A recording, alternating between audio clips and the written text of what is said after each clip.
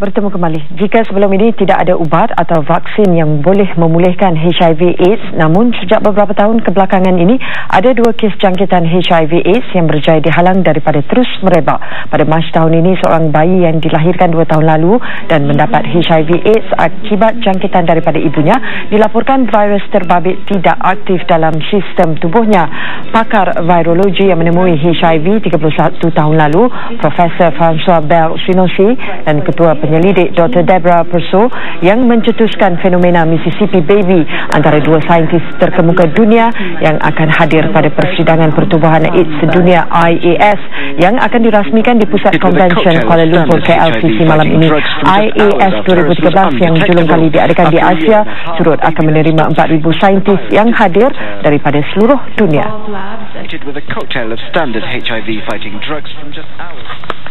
Untuk perkembangan lanjut, kita bersama Bang Chin Fei di Pusat Konvensyen Kuala Lumpur. Silakan, Fei.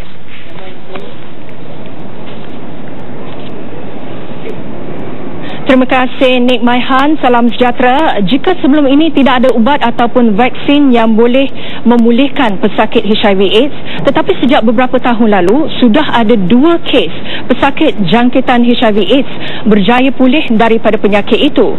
Selain daripada kes Mississippi Baby seperti yang dilaporkan dalam buletin 1.30 tadi, satu lagi kes luar biasa dikesan di Berlin, Jerman apabila individu bernama Timothy Brown yang berasal dari Amerika Syarikat yang menghidap HIV/AIDS sejak tahun 1995 berjaya pulih daripada penyakit itu setelah menjalani pemindahan sel-sem darah bagi merawati penyakit leukemianya pada tahun 2008. Kes itu pula dikenali sebagai Berlin Patient.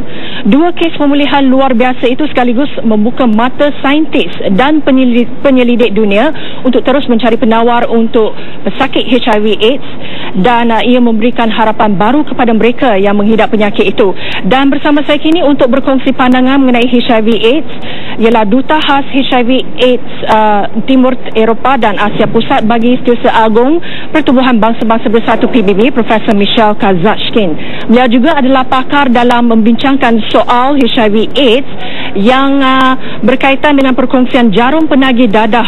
Hello, Mr. Michelle Kazatchkine. Welcome to Malaysia. Thank you very much for joining us with TV3.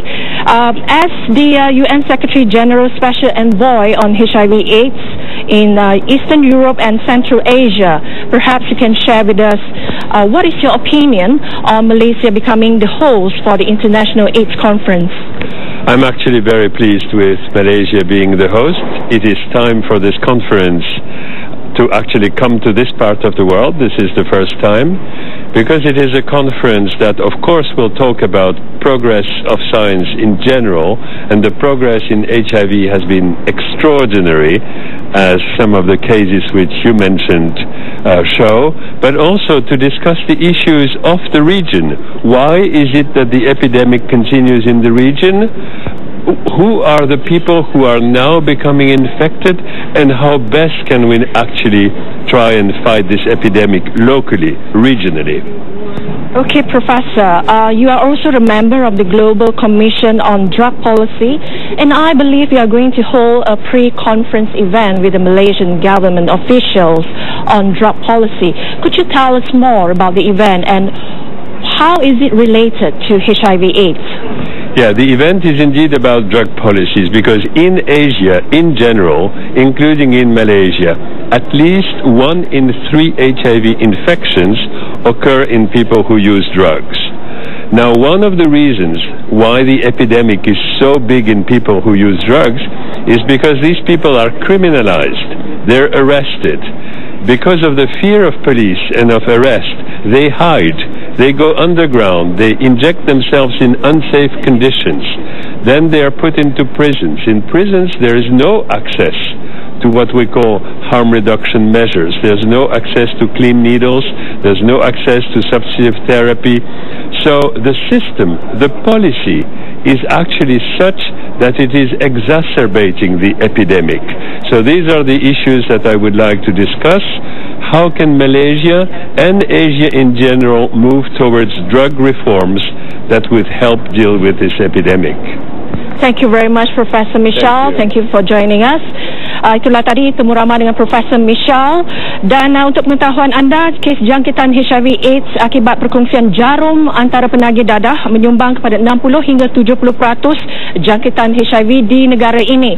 Dan sehingga kini 94,841 kes jangkitan HIV AIDS dilaporkan di Malaysia dengan lebih 14,000 daripada pesakit itu maut. Dan di seluruh dunia pula, lebih 34 juta orang dijangkiti HIV AIDS dengan 30 juta pesakit maut akibat sindrom kurang daya tahan penyakit ataupun AIDS itu sejak virus itu mula dikesan lebih 30 tahun lalu. Persidangan AIDS antarabangsa yang berlangsung sehingga 3 Julai ini akan dirasmikan oleh Menteri Kesihatan Datuk Seri Dr. S. Subramaniam malam ini. Untuk mengikuti perkembangan seterusnya, jangan lupa untuk saksikan laporannya dalam buletin utama malam ini. Dan itu sekian dulu laporan saya dari KLCC. Kembali dulu ke Sri Pentas. Salam hormat.